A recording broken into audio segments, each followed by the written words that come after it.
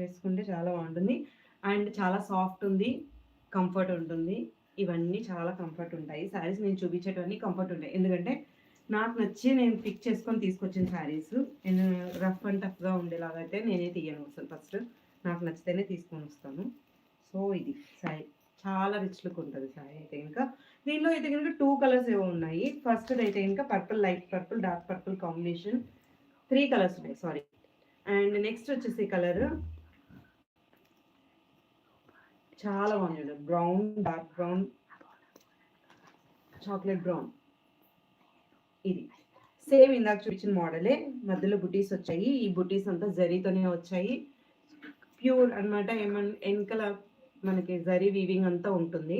ఇదైతే ప్రింట్ అయితే కాదు. బాందినీలో చాలా బాగున్నాయి. ఇది